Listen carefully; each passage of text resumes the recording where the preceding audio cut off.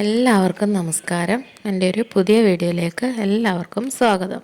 നമുക്കിന്ന് കപ്പ വെച്ചുള്ള ഒരു കറി എങ്ങനെയാണ് തയ്യാറാക്കുന്നതെന്ന് നോക്കാം. ചോറിൻ്റെ കൂടെയും ഒക്കെ കഴിക്കാൻ പറ്റിയ നല്ലൊരു കറിയാണ് ഈ കപ്പ വെച്ചുള്ള കറി. എല്ലാവരും ഇതൊന്ന് ട്രൈ ചെയ്ത് നോക്കണം. ഇഷ്ടപ്പെടുവാണെങ്കിൽ സബ്സ്ക്രൈബ് ചെയ്യണം, സപ്പോർട്ട് ചെയ്യണം. നമുക്ക് വീഡിയോയിലേക്ക് പോകാം.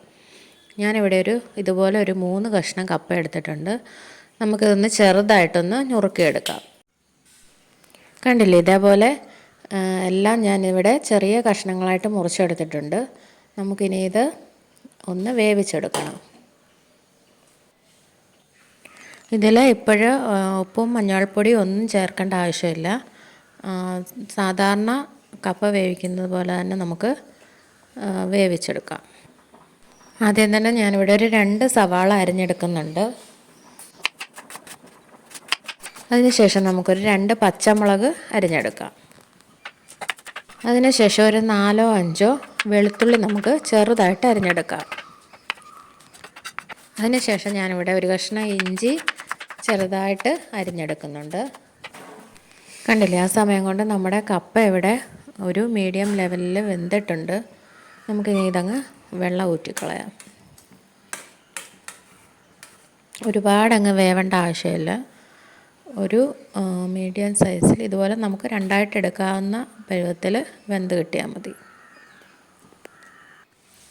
അതിനുശേഷം ഞാനിവിടെ ഒരു ഇരുമ്പ് ചീനിച്ചട്ടി വെച്ചിട്ടുണ്ട്. നമ്മൾ ഇതിനകത്തിലാണ് കറി വെക്കുന്നതെന്ന് വെച്ചാൽ ആ പാത്രം വെച്ച് കൊടുക്കാം. നമുക്ക് ചീനിച്ചട്ടിയിലേക്ക് ശകലം വെളിച്ചെണ്ണ ഒഴിച്ചു കൊടുത്തിട്ടുണ്ട്. അതിലേക്ക് ഞാൻ 1/2 ടീസ്പൂൺ കടുക് ഇട്ട് കൊടുത്തിട്ടുണ്ട്. അതിനുശേഷം നമ്മൾ അരിഞ്ഞ് വെച്ചിരുന്ന പച്ചമുളക് ചേർത്ത് കൊടുക്കാം. ഞാനിവിടെ 2 പച്ചമുളകാണ് എടുത്തിരുന്നത്. അതിനുശേഷം നമുക്ക് ചെറുതായിട്ട് അരിഞ്ഞു വെച്ചിരുന്ന ഇഞ്ചി ചേർത്ത് കൊടുക്കാം. അതിനുശേഷം നമുക്ക് വെളുത്തുള്ളി ചേർത്ത് കൊടുക്കാം. ഇഞ്ചിയൊക്കെ നന്നായിട്ടൊന്ന് മൂത്ത് വരുമ്പോഴത്തേക്ക് നമുക്ക് അരിഞ്ഞു വെച്ചിരിക്കുന്ന സവാള ഉള്ളിയും ഇതിലേക്ക് ചേർത്ത് കൊടുക്കാം.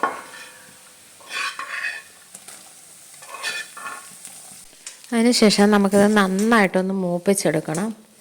നന്നായിട്ടൊന്ന് വഴറ്റി യോജിപ്പിച്ച് എല്ലാം കൂടെ ഒന്ന് ഇളക്കി യോജിപ്പിച്ച് കൊടുത്ത് നന്നായിട്ട് ശകലം 1/2 ടീസ്പൂൺ ഉപ്പും ഒരു 2 തണ്ട് കറിവേപ്പിലയും നമുക്ക് ചേർത്ത് കൊടുത്ത് നന്നായിട്ട് വഴറ്റിയെടുക്കാം. നമുക്ക് അതിന് ശേഷം 1/2 ടീസ്പൂൺ മഞ്ഞൾപ്പൊടി ചേർത്ത് കൊടുക്കാം. 1 ടീസ്പൂൺ മല്ലിപ്പൊടി നമുക്ക് ചേർത്ത് കൊടുക്കാം. അതിന് ശേഷം 1 ടീസ്പൂൺ മുളക് പൊടി ചേർത്ത് കൊടുക്കാം. അതിനുശേഷം നമുക്ക് 1/2 ടീസ്പൂൺ ഗരം മസാലപ്പൊടി ചേർത്ത് കൊടുക്കാം. പൊടികളെല്ലാം നന്നായിട്ടൊന്ന് മൂത്ത് വരുന്നത് വരെ നമുക്കൊന്ന് ഇളക്കിക്കൊണ്ടിരിക്കണം. ഇളക്കി നന്നായിട്ട് പൊടികളൊക്കെ ഒന്ന് മൂപ്പിച്ചെടുക്കണം, കരിഞ്ഞു പോകരുത്. അതിനുശേഷം നമുക്കിവിടെ ഗ്രേവിക്ക് ആവശ്യമായിട്ടുള്ള വെള്ളം ചേർത്ത് കൊടുക്കാം. വെള്ളം പിന്നീട് ചേർക്കാൻ പറ്റാത്തത് കൊണ്ട് നമുക്ക് ആവശ്യത്തിനുള്ള ഗ്രേവിക്ക് ആവശ്യത്തിനുള്ള വെള്ളം നമുക്ക് ഇപ്പോൾ തന്നെ ചേർത്ത് കൊടുക്കണം. ഞാനിവിടെ ഒരു 1.5 കപ്പ് വെള്ളം ചേർത്ത് കൊടുക്കുന്നുണ്ട്. അതൊന്ന് തിളച്ച് വരുമ്പോഴത്തേക്ക് നമുക്ക് ഇതിനാവശ്യമായിട്ടുള്ള ഒരു 4-5 ടേബിൾ സ്പൂൺ തേങ്ങ നമുക്ക് നന്നായിട്ട് അരച്ചെടുത്തുകൊണ്ട് വരണം. കണ്ടില്ലേ, തേങ്ങ അരച്ചെടുക്കുന്ന സമയം കൊണ്ട് ഇത് നന്നായിട്ടൊന്ന് തിളയ്ക്കുകയും ചെയ്തിട്ടുണ്ട്.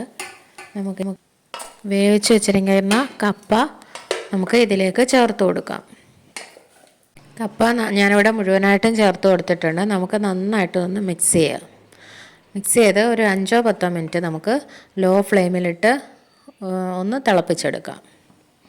ഉപ്പും എരിവും പുളിയൊക്കെ ഒന്ന് പിടിക്കത്തക്ക പോലെ ആ കപ്പയിലൊക്കെ ഒന്ന് പിടിക്കാൻ വേണ്ടിയിട്ട് ഒരു 5-10 മിനിറ്റ് നമുക്ക് ലോ ഫ്ലെയിമിലിട്ട് തിളപ്പിച്ചെടുക്കാം. നമ്മുടെ കപ്പ ഇവിടെ നന്നായിട്ട് ഒന്നുകൂടെ ഒന്ന് വെന്ത് വന്നിട്ടുണ്ട്. ഞാൻ ആ തവി വെച്ച് ഒന്നുകൂടെ ഒന്ന് ഉടച്ചു കൊടുക്കുന്നുണ്ട്. നമുക്കിനിയും അരച്ച് വെച്ചിരിക്കുന്ന തേങ്ങ ഇതിലേക്ക് ചേർത്ത് കൊടുക്കാം. നന്നായിട്ട് അരയ്ക്കണം. തേങ്ങ നന്നായിട്ട് അരച്ച് വെച്ചിരിക്കുന്ന തേങ്ങ നമുക്ക് ഇതേപോലെ ചേർത്ത് കൊടുക്കണം. ചേർത്ത് കൊടുത്ത ശേഷം ലോ ഫ്ലെയിമിലിട്ടിട്ട് നമുക്ക് നന്നായിട്ട് ഒന്ന് മിക്സ് ചെയ്ത് കൊടുക്കാം. കണ്ടില്ലേ, ഇതുപോലെ പെട്ടെന്ന് വെക്കാൻ പറ്റുന്ന ഒരു കറിയാണ് കപ്പ വെച്ചുള്ള കറി. എല്ലാവരും ഇതൊന്ന് ട്രൈ ചെയ്ത് നോക്കണം. പണ്ട് തൊട്ടേ നമ്മൾ വീടുകളിൽ വെച്ച് വരുന്ന ഒരു കറിയാണിത്. എല്ലാവരും വീഡിയോ ഇഷ്ടപ്പെടുവാണെങ്കിൽ സബ്സ്ക്രൈബ് ചെയ്യണം, സപ്പോർട്ട് ചെയ്യണം. Thank you.